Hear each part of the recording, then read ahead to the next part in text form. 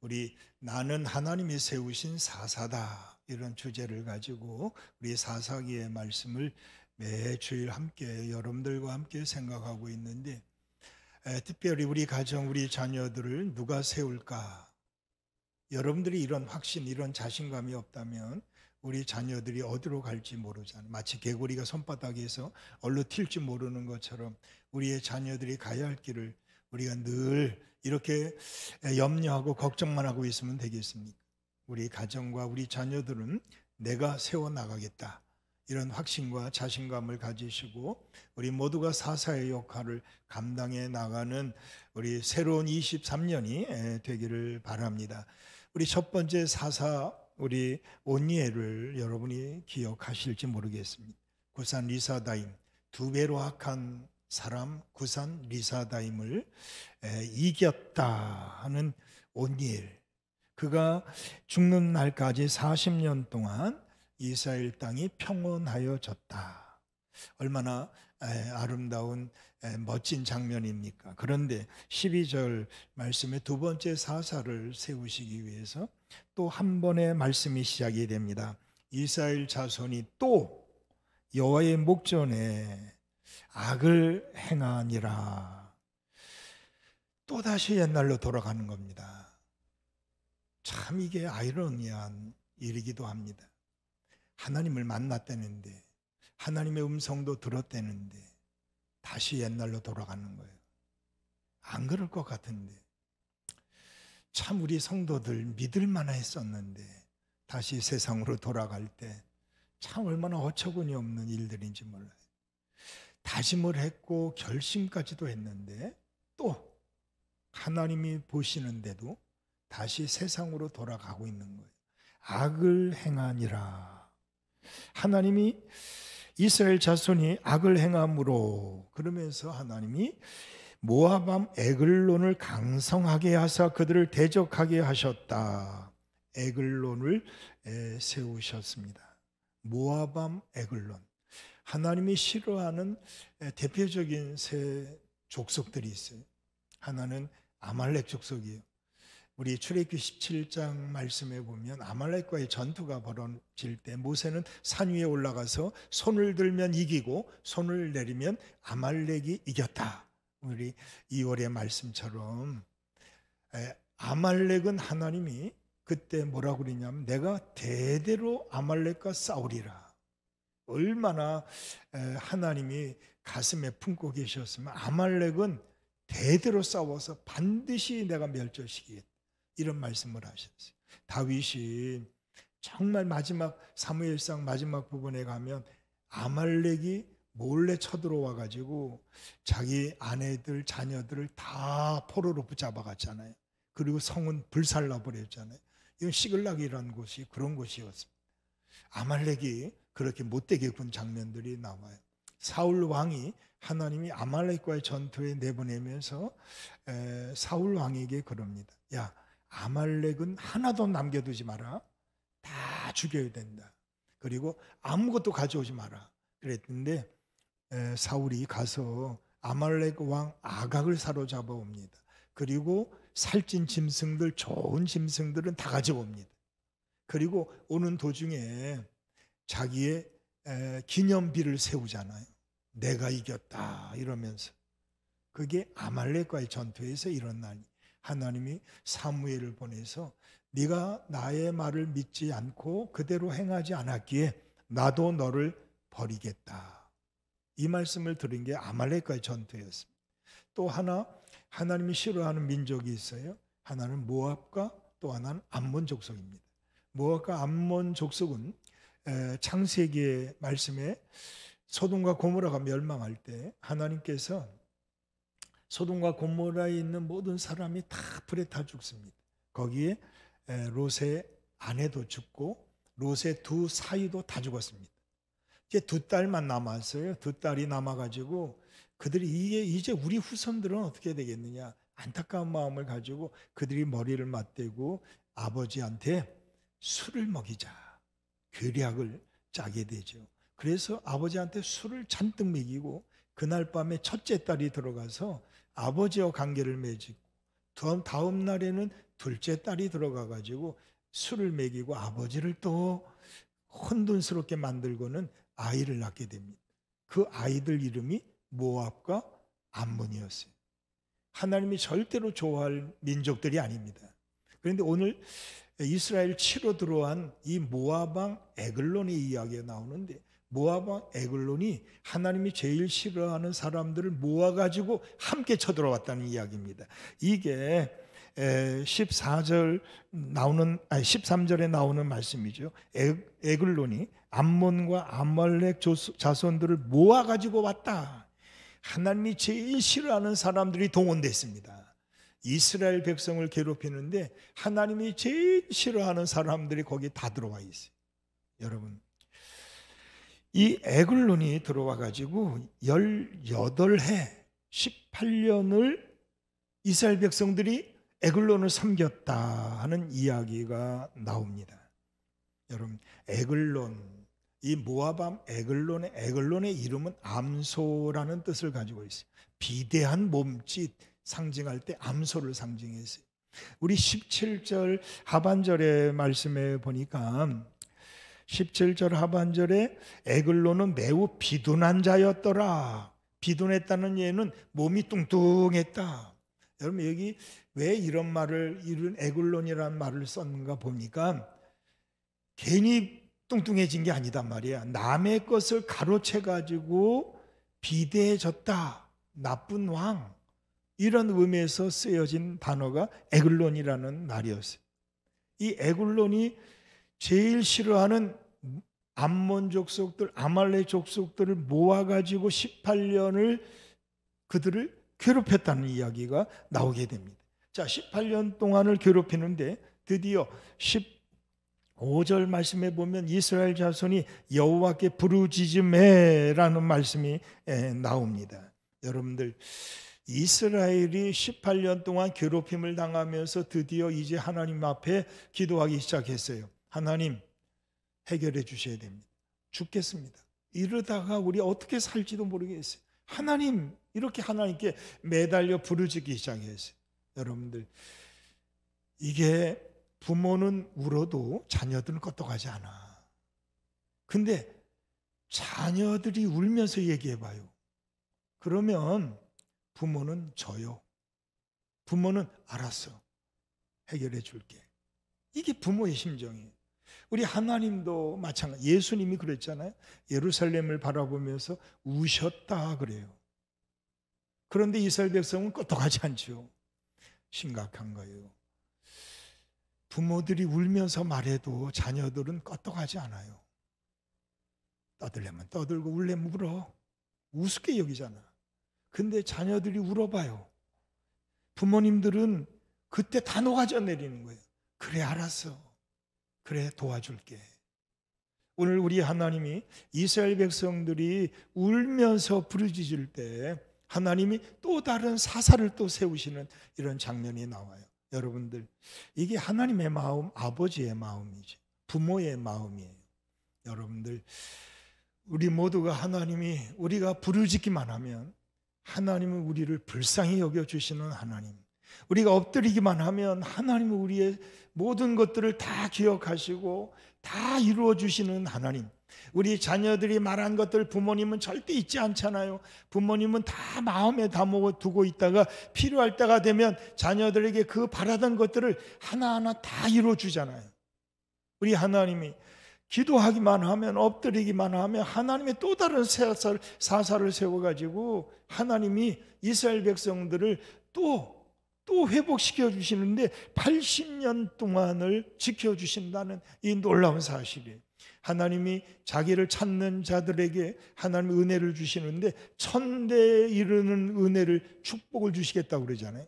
하나님은 18년 동안 괴롭힘을 당하던 이 이스라엘 백성들에게 80년 동안을 평온하게 지낼 수 있는 복을 내려주시는데, 그 사람이 누구냐? 한 사사를 세우시는데 그 한 사사의 이름이 오늘, 그는 게라의 아들 베냐민 사람 왼손잡이 에훗, 이렇게 나옵니다. 왼손잡이 에훗.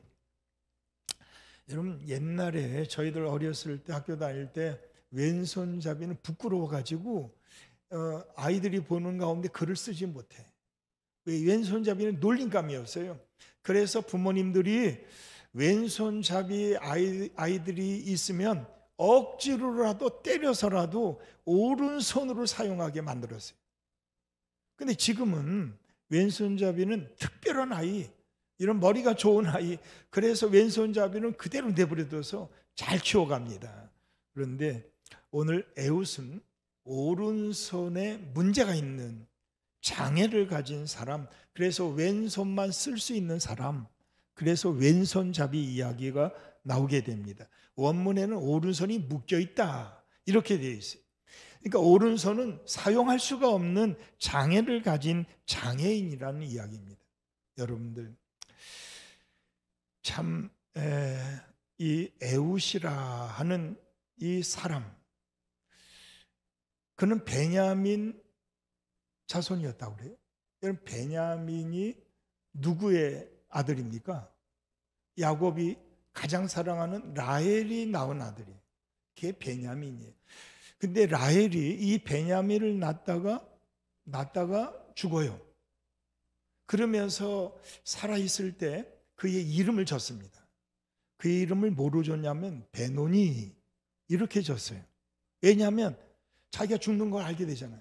그러니까 이 아이는 슬픔의 아들, 그래서 베노니라고 이름을 줬습니다. 그런데 그의 아버지 야곱이 그의 이름을 바꿔버렸어요. 뭐라고 바꿨냐면 베냐민, 이렇게 아버지가 바꿨습니다. 왜 아들의 이름을 바꿨냐면 이렇게 슬픔으로 살 존재가 아니다. 너는 하나님이 도와주시면 얼마든지 잘 살 수 있다. 그래서 그의 이름을 베냐민, 오른손의 아들, 이렇게 이름을 바꿔버렸습니다. 여러분, 오른손은 하나님의 강력한 힘을 상징할 때 오른손의 이야기를 합니다. 하나님의 오른손. 여러분, 우리는 하나님의 오른손의 도우심을 받아야만 살 수 있는, 부족함을 아는 연약한 존재들이 바로 우리들이에요. 우리도 오른손의 아들이 되어야 돼. 오른손의 딸들이 되어야, 베냐민이 되어야 되는 거죠. 하나님이 도와주시면, 하나님의 은혜를 주시면 좋겠다, 이런 마음을 가지고 지었던 이름이 베냐민이라는 이름이었어요. 자, 여러분, 하나님이 세우시는 사사가 우리가 생각한 것처럼 특별한 사람, 많이 배운 사람, 아주 똑똑한 사람, 이런 사람을 세웠다면 이해가 되는데, 하나님이 두 번째로 세운 사사는 다름 아닌 장애를 가진 사람이에요. 오른손이 말라가지고, 오늘 말씀 속에 보면 이 에글론이라는 모압 왕이 조공을 받잖아요. 이스라엘이 조공을 18년을 받아요. 그 조공을 바치러 이스라엘 백성들이 갔는데 다 물러가고, 이제 에웃이라는 이 왼손잡이 사람이, 오른손 장애를 가진 사람이 거기에 남아가지고 왕한테 이런 얘기를 하는 거예요. 왕이시오, 내가 특별한 정보가 있습니다. 이 말을 전하고 싶어요. 그러니까 딱 보니까 오른손이 이렇게 말랐어. 오른손 쓸 수가 없어요. 대부분의 장군 장사들은 오른손에 칼을 들고 싸우는데 보니까 별것도 아닌 것 같아. 그냥 뭐 걱정할 거 없을 것 같아. 그래, 중요한 정보가 뭐냐, 가까이 와라. 그리고 그를 불러서 그의 얘기를 들으려고 귀를 기울이는 순간에 에웃이 오른편짝에 한 규빗에 칼을 숨겨 갖고 왔잖아요. 오른쪽에, 왜? 왼손으로 뽑아야 되니까 오른쪽에 숨겨놓은 칼, 한 규빗이 되는, 한 규빗이라는 것은 요 팔꿈치에서 요 손까지 이르는 쓰니까 한 45cm 요 정도 되는 칼을 숨겨가지고 들어온 거예요. 그리고 그 칼을 뽑아가지고, 왼손으로 뽑아가지고 이 에글론을 찌르는데, 에글론을 찌르는 그 칼이 얼마나 강력했으면 그 칼집까지 들어갔어요. 그리고 그 몸에서 기름이 나와가지고 엉켜버렸대. 그러니까 얼마나 잔인하게 죽었냔 말이에요. 그렇게 했던 사람이 누구냐? 우리가 우습게 여기던 오른손을 쓰지 못하는 장애를 가진 그 사람을 통해서 이스라엘 백성들이 80년 동안 평온한 삶을 살게 됩니다. 그리고 이 에웃이 이 에글론을 죽이고 나서 나팔을 불었어요. 그리고 이스라엘 백성들을 다 불러 모아가지고, 야, 우린 싸워야 된다. 그래서 그 당시에 장군이요 용사인 이 모압의 군사들 10,000명, 용사들을 10,000명을 한 사람도 남기지 않고 다 죽였다. 누가 이겼냐? 에훗이 이겼어요. 여러분들, 에훗이라는 이 사람을 우리가 생각한다면 올 한해 내가 무슨 사사가 될 자격이 있나? 나는 힘도 없어. 난 병뚜껑도 못 따. 이런 안악내, 이제 나중에 여인 이야기도 나올 테니까 여러분 생각해봐요. 나는 힘이 없어. 갈수록 나이가 들수록 아무것도 할 게 없어. 여러분들 걱정할 필요 없습니다. 우리 출애굽기 말씀을 새벽마다 지금 생각하고 있잖아요. 모세가 하나님이 40세 때 불렀다면 이해가 돼요. 그래, 왕궁에 있을 때, 권력을 잡고 있을 때 그때 쓰셨다면 대단한 일을 했을 거다 생각하는데 그때는 하나님이 미디안 광야로 내쫓아 버렸어요. 너 그러면 하나님의 뜻을 이룰 수가 없어. 그래서 40년 동안 그가 미디안 광야에서 뭐 했냐면 장인의 양들을 치는 목동으로 바뀌었어요. 자기 양도 아니야. 장인 양을 치는 이런 목동으로 40년 동안 살아요. 얼마나 비참한 생활이겠어요? 얼마나 정말 슬픈 시간이겠어요? 그런데 80세 때 하나님이 그를 부르니까 하나님, 이게 뭡니까? 차라리 40세 그때 내가 애굽 사람과 싸울 때 그때 나를 들어 쓰시든지 해야지. 아무 힘도 쓸모없는 80세 왜 나를 부르신 겁니까? 나는 못 갑니다. 나는 안 합니다. 계속 여러분 대여섯 번을 계속 안 간다고 그러잖아요. 그러니까 하나님이 얼마나 좋으시냐면 우리를 계속 설득하시는 거야. 여러분들, 우리 자녀들 포기한 적 있어요? 없잖아. 우리 자녀들 끝까지 할 때까지 우리 계속 설득하잖아요. 우리 하나님도 여러분을 설득하고 있는 거예요. 그래? 말 못해? 내 형 아론이 있잖아. 내가 좋은 사람 붙여줄게. 너 하나님이 누구냐 그러면 이 80세 노인 뭘 믿냐? 그러면 그때 세 가지 표적을 보여줘라. 네가 가지고 있는 게 뭐냐? 손에 있는 거 지팡이밖에 없습니다. 그래, 그거면 돼. 그 지팡이를 던져라. 그랬더니 지팡이가 말이에요, 뱀이 되는 거예요. 자기가 가지고 있던 지팡이인데도 깜짝 놀래가지고 피해버린다고 그러잖아요. 야, 너 별 볼 일 없어. 다시 잡아봐. 그랬더니 다시 지팡이 되는 거예요. 하나님께서 그의 불신앙을, 하나님이 믿지 못하는 그 불신앙을 설득하신단 말이에요. 그래, 나만 믿어. 나만 의지하는 지팡이만 있다면 너는 못할 게 없어. 그리고 자신감을 가지고 가란 말이야. 이러고 계속 설득하는 게 세 가지 이 기적들을 보여주십니다. 여러분들, 올 한해 우리는 아무것도 할 수 없는 장애인 에훗보다 더 못한 사람일지도 몰라요.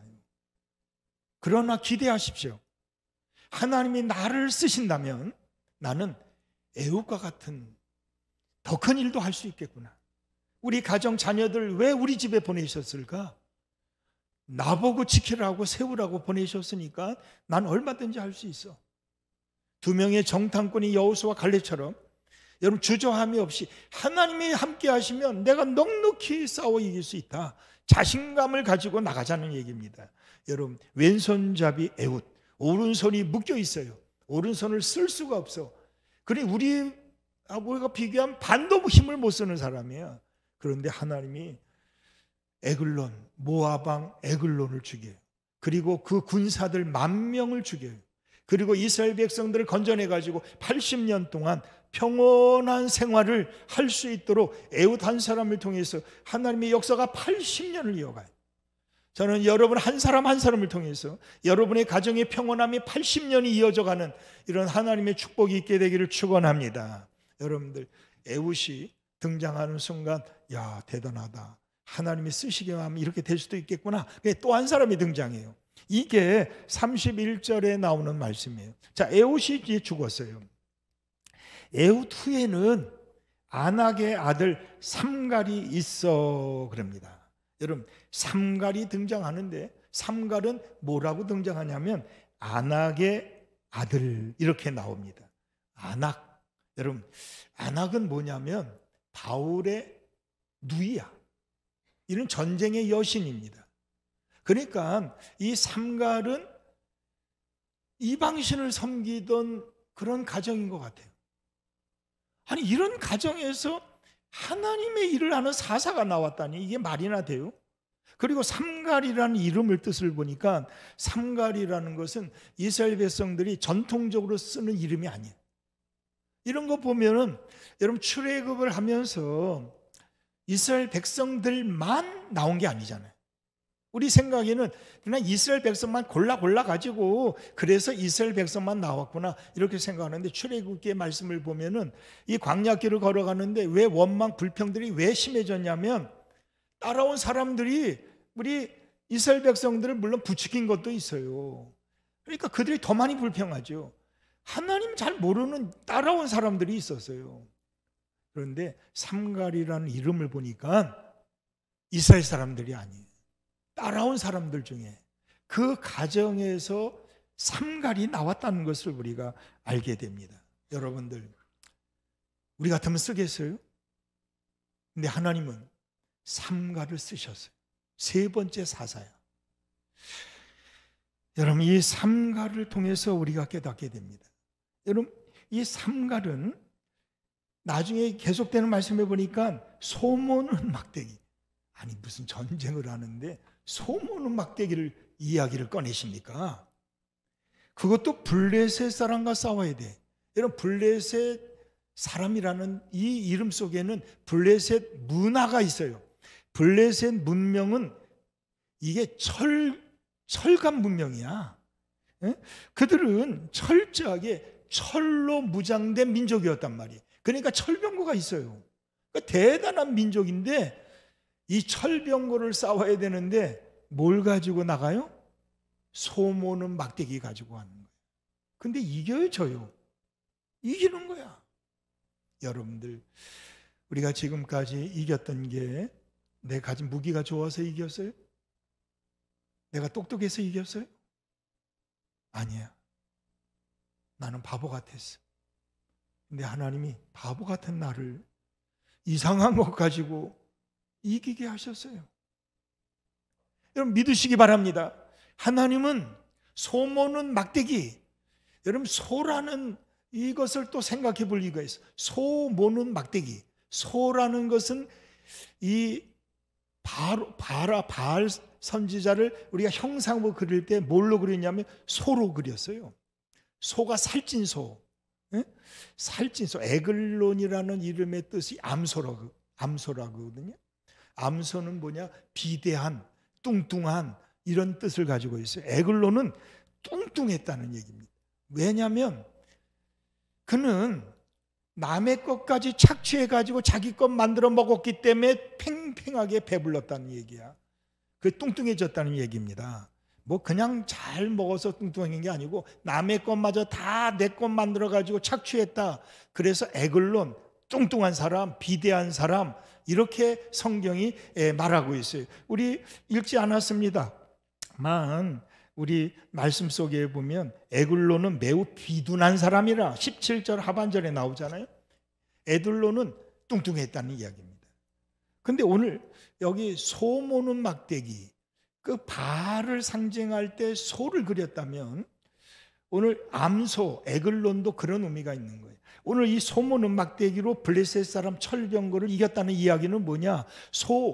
이방신들 바알신을 섬기는 그들을 그들의 좋아하는 소로 물리쳤다는 이야기가 여기 들어가 있는 거예요.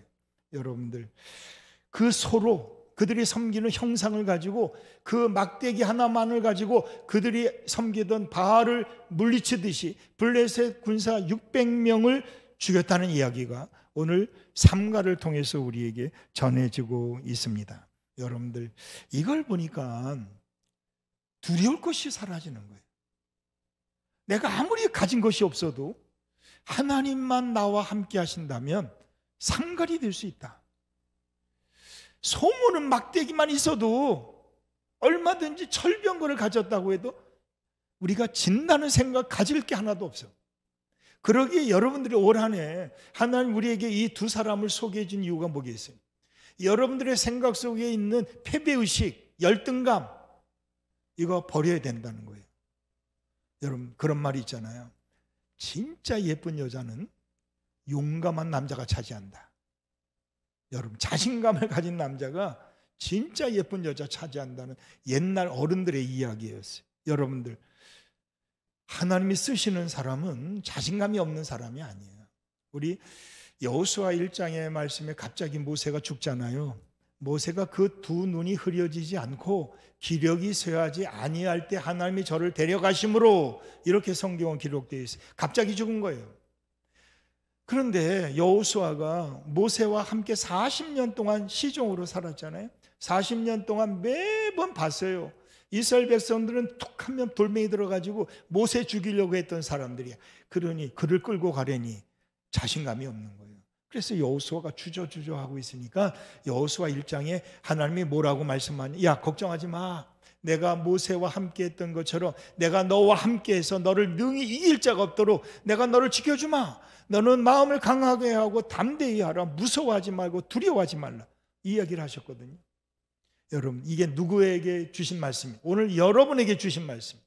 여러분들, 우리가 무서워하고 두려워하면 마귀가 제일 좋아할 거예요.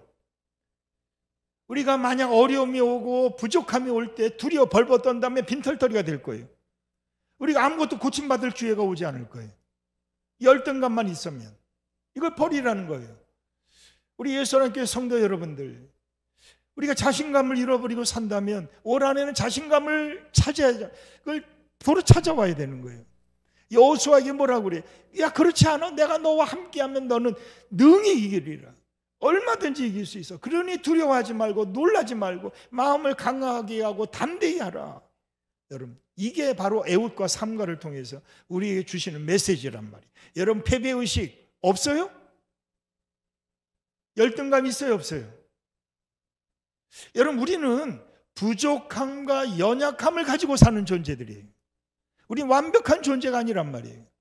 여러분, 우리 아무리 많이 배워도, 우리가 많은 경험을 해도 우리는 늘 부족한 사람들이에요.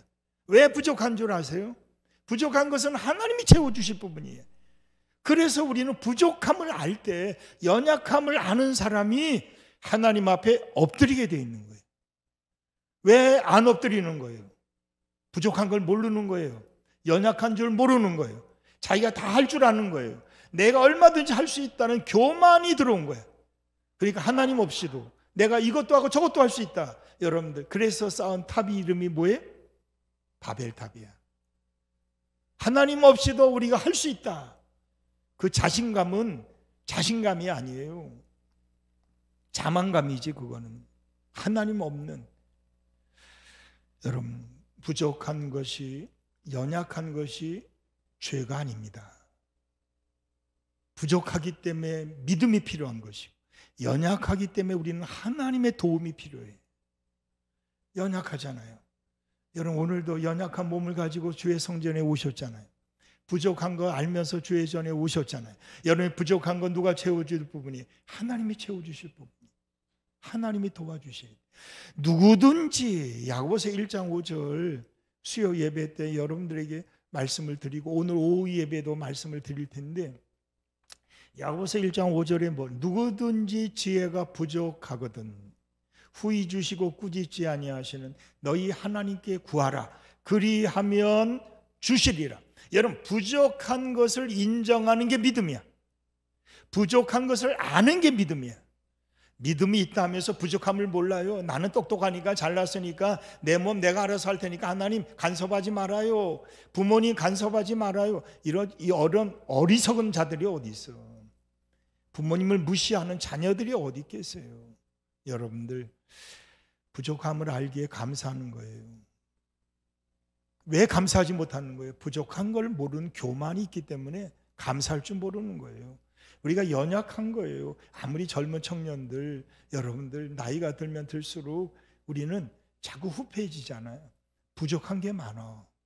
그걸 알기 때문에 우리는 노력할 수밖에 없어요. 무슨 노력을 하는 거예요? 엎드리는 노력을 해야 되는 거예요. 우리 교회에 정말 어르신들이 새벽에 나오잖아요. 젊은 분들이 새벽에 나오는 거 거의 변명 없어요. 왜 어른들이 새벽에 나옵니까? 부족한 걸 알아요. 연약한 걸 알기 때문에 하나님 고쳐달라고, 하나님 채워달라고, 하나님께 매달려 기도하는 사람들이 새벽에 나오는 거예요. 여러분들 수요 예배에 부족한 것을 아는 사람들이 이제 엎드리러 나오는 거예요. 여러분들 모르니까, 부족한 것이 없으니까, 얼마든지 부모가 다 해줄 거니까 여러분 속지 마십시오. 부모님이 언제까지 어느 것까지 다 할 수 있어요? 한계가 있어요.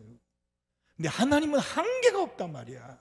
우리 여러분들, 우리 모두가 함께 2023년도 하나님 우리에게 이 두 사사를 통해서 우리에게 주시는 메시지가 뭐냐? 열등감 회복하자는 거예요. 패배의식 버리라는 것입니다. 피해의식도 있어요. 저 사람 때문에, 부모 때문에, 목사님 때문에 남 탓하는 사람들 절대 채워지지 않아요. 불평하면 할수록 불만만 더 커져가, 구멍만 더 커져가지 메워지질 않아요. 여러분, 우리 한 해 동안 여러분 열등감 버리셔야 됩니다. 자신감을 가지고 하나님 앞에서 하나님 주시는 힘으로 살겠습니다. 내가 하나님이 세우신 사사가 돼서 우리 가정, 우리 자녀들 내가 세우겠습니다. 이런 자신감을 가지고 나가자는 것입니다. 에웃을 사용하셨던 하나님, 삼가를 사용하셨던 우리 하나님이 여러분을 사용하시기만 하면 여러분의 자녀 얼마든지 세울 수 있어요. 얼마든지 이렇게 세울 수 있어요. 여러분의 가정, 우리의 교회, 여러분이 사사의 역할만 감당해 주신다면, 엎드림의 기도를 할 수만 있다면 우리의 교회 부족한 것은 하나님이 채워주실 거고, 연약한 부분들은 하나님이 다 고쳐주실 거예요. 여러분 이걸 믿으신다면 여러분들 나 같은 자 자꾸 피해가지 마십시오. 나 같은 자를 하나님이 쓰시기만 하면 에웃이 될 수 있고 삼갈이 될 수 있겠구나. 여러분 이런 소망을 가지고 여러분의 자녀들이 에웃이 되고 삼갈이 된다면 이것처럼 기가 막힌 놀라운 기적이 어디 있겠어요. 여러분 우리 자녀들 대학 가기만을 바라기만 원하지 마십시오. 왜 대학 가야 돼요? 왜 많이 배워야 돼요? 많이 배워야지만 이 나라 이 민족을 바로 세우는 하나님의 사사가 될 수 있잖아요. 배우지 못하면 아무것도 할 수가 없잖아. 가진 것이 없으면 어떻게 우리가 나라를 세우고 교회를 세우겠어요? 저는 여러분의 자녀들이 정말 잘 되기를 소원합니다. 여러분의 자녀들이 능력 있는, 실력 있는, 힘 있는, 사업하면 할수록 사업이 번창하게 돼요. 저는 유튜브에 정말 25살짜리 자매가 말이에요, 연매출이 돈 얘기는 그만해야 되는데, 그런 거 보면 우리 청년들 뭐하냐 지금? 몇 살이냐 지금? 이렇게 묻고 싶어. 할 수 있어. 우리도 하나님이 함께 해주시면 내가 나라를 살리겠다, 교회를 살리겠다, 여러분들 가정을 살리겠다, 자녀를 세우겠다, 이런 목표가 분명한 자신감, 이걸 가지고 하나님이 내 연약함은 만져주시면 다 날 줄 믿습니다. 이럴 때 하나님의 기적이 일어나지. 여호와 라파, 하나님이 도와주시면 이길 수 있습니다. 여호와 니시, 승리하겠다. 하나님이 함께 해주시면 여호와 이레, 하나님이 이미 우리를 위해서 다 준비해 두셨다. 준비해 두셨을 거예요. 믿습니다. 여러분들 걱정하지 마시고 자신감을 회복하고 열등감 버리시고 우리 모두가 함께 하나님이 세우시는 사사의 역할들을 잘 감당해 나가. 하나님만 함께 하시면 우리가 함께 부를 찬양 중에 이런 찬양을 우리가 부르게 될 겁니다. 무슨 찬양이냐면 은혜샘터 239장입니다. 나의 안에 거하라, 나는 내 하나님이니 모든 환난 가운데 너를 지키는 자라. 두려워하지 말라, 내가 널 도와주니 놀라지 말라, 내 손 잡아주리라. 우리 다 같이 일어나셔서 은혜샘터 239장 우리 함께 이 찬양 말씀을 생각하면서 자신감을 가지고 우리 함께 힘차게 찬양하며 출발하기를 바랍니다.